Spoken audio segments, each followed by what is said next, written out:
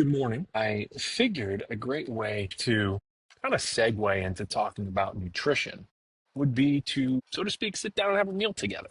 So I am currently eating my Hulk here at one of my favorite cafes, and I thought I would hit on a couple hot spot topics in terms of nutrition, dieting, things that really can benefit you long term, and hopefully answer some questions. So we'll see if this sticks. This will be the first time that I'm doing this kind of in this setting. Forgive me for the hood up and whatnot. It's freezing out. A little hot salsa, just to be just to be clear, it's the Hulk. It's broccoli. There's a little bit of goat cheese on there. It's eggs. I do three full eggs, and then there's chicken, and then mushrooms as well. A little bit of spinach as well. So a good packed breakfast. Something simple. There's toast. I'm not doing the toast as I've been carnivore.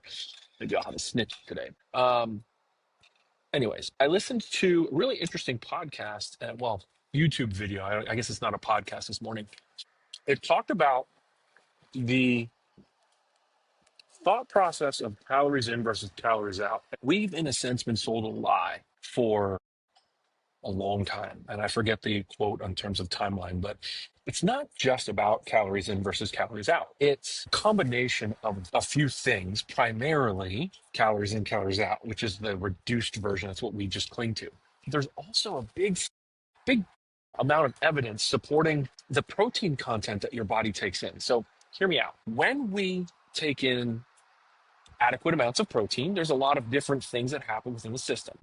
The main takeaway for the average person is the fact of adequate amounts of protein make you feel full. You get that satiation feeling, the satiety. What happens when we don't get that appropriate number or the proper amount of protein?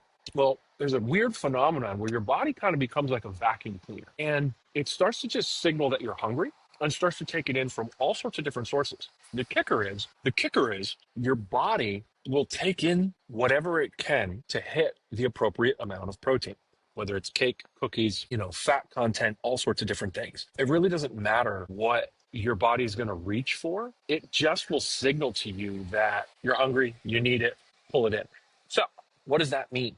How much protein to take in, what to listen for, what to avoid. These are some of the questions that I started to think about while I was watching these videos, this information. I did some of the research myself. So first and foremost, the number that seems to rise, that's pretty funny. Santa's on that video. What number really matters when it comes to your protein intake? And we're looking at zero point 0.6 to zero point 0.7 grams at your body weight. So a 100-pound man should take in somewhere around 60 to 70 grams of protein. And that's just a generalization. Obviously, there's more to that. And this is the very bottom. This is just to feed the beast. This isn't taking into exertion, exercise, physicality gains, physique, things like that. We teach usually between zero point 0.6 to zero point 0.8 for a sedentary female, a zero point 0.8 to 1 for an active female. Males are more like 1 to 1.25. But I'm talking base, the very low level. You should be taking in somewhere around 0.6 to zero point 0.7 at your body weight, times your body weight, to just feel satiated. This will have benefits physique wise long term, but not as what we know that zero point 0.6 to zero point 0.7 to um, feel we've gotten to that baseline. And no, if we don't hit that number, your body's going to turn around at the end of the day and start going, I'm malnourished. I need some stuff. I mean, and realistically, it's signaling protein.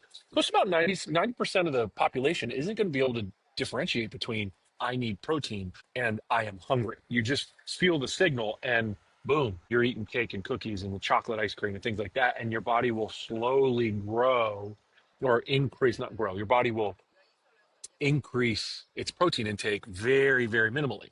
That's why there's also, certain foods that you tend to reach for. It's because there is protein in them, such as like ice cream with dairy, things like that.